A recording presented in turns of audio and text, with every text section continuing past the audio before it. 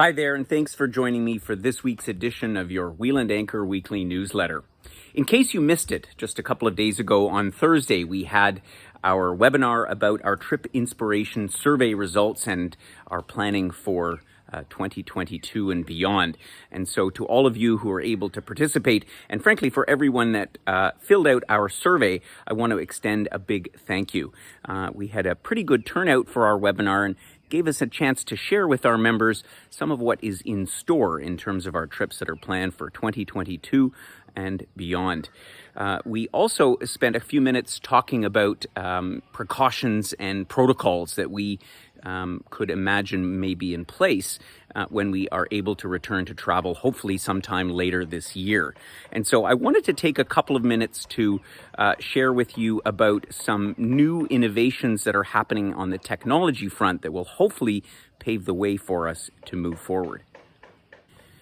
One of the big hurdles that the world is going to have to cross in order to enable us to make a return to travel as we knew it before is to find a way to identify travelers and confirm whether or not they have the COVID-19 virus, frankly, before they even get on a plane, let alone arrive in another country.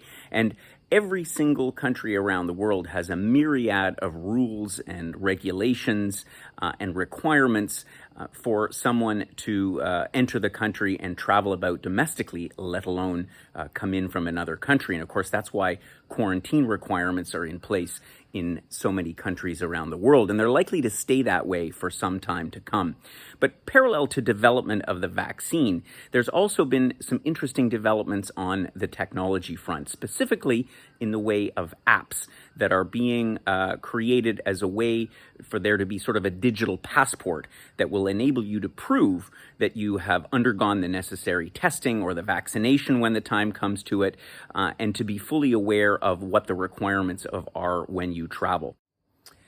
I'd like to talk about two of these apps in particular. First of all, there is the so-called Travel Pass, which is being developed by Iata, the International Air Transport Association.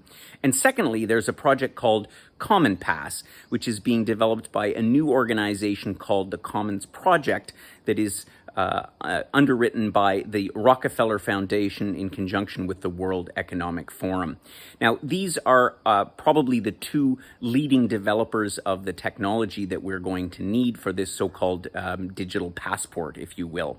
And there are, needless to say, formidable challenges in the development of such a project. First of all, you need to ensure that government has confidence in the data that's being provided. Of course, all this vaccine data and testing data comes from a whole variety of labs from countries all over the world, some of them definitely very reliable and some of them perhaps less reliable. So how do they ensure that the source of the information is in fact correct? So this is a massive challenge. Second of all, of course, there is a massive risk of errors and fraud. And when you're dealing with a pandemic and a virus that is as troublesome as the COVID-19 virus has been, obviously this is something they want to mitigate to the best extent possible. For those of you who've traveled extensively in some of the more exotic countries around the world, you'll remember the little yellow book that's issued by the World Health Organization, and it's our inoculation proof. And that has been traditionally the way that we have been able to enter countries where there is a requirement to have a certain vaccination. As I say, in particular, the yellow fever vaccination, which is still required by some countries, particularly in Africa, Southeast Asia, and so on. But of course, that form of proof in this day and age is quite susceptible to fraud and forgery. And so that's why they're looking for a more modern approach to providing that kind of proof, which is the rationale behind this digital passport of sorts. And of course, the final issue that these companies, these organizations have to contend with is the varied sets of regulations that exist in countries all over the world. And of course, all those things are changing on what seems like a daily basis these days.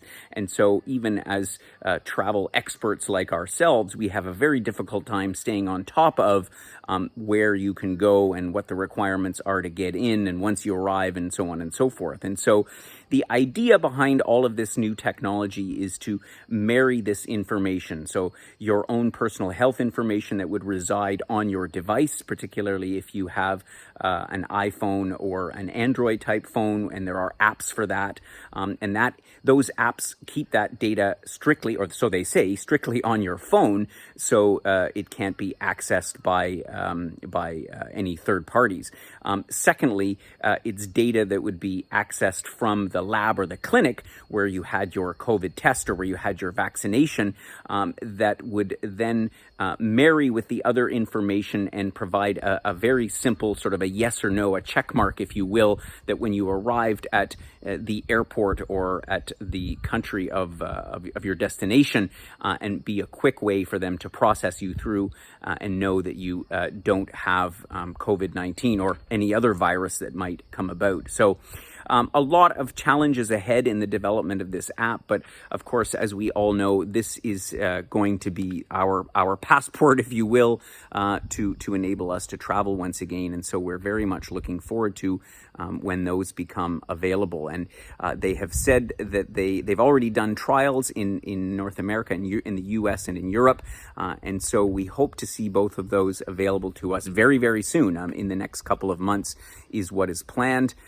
And just one final point on this. As we know, the world has been suffering through a great deal of misinformation in the last year. We've seen it show its ugly head in all kinds of different ways, and I suspect that the development of this type of technology is not going to be without some kind of controversy. And I'm certainly not a conspiracy theorist myself, but anytime you hear about organizations like the Rockefeller Foundation and these kind of entities involved in projects that deal with quite sensitive personal issues, I know that I fear that there'll be a lot of people that raise questions about it. I, for one, hope and encourage this collaborative effort that's been being done between these not-for-profit organizations and governments, and the traveling public at large, because let's face it, it's this kind of effort that's going to help us get to where we need to get to get back on the road. So that's my report on the travel apps, and as I said, I will continue to keep you updated as we find out more information when these are going to be available and how they will help us get back to traveling again. I'd just like to mention that our next Wheel and Anchor webinar will be coming up on February the 4th, and we're going to be featuring our first live-away program here in Koh Samui, Thailand.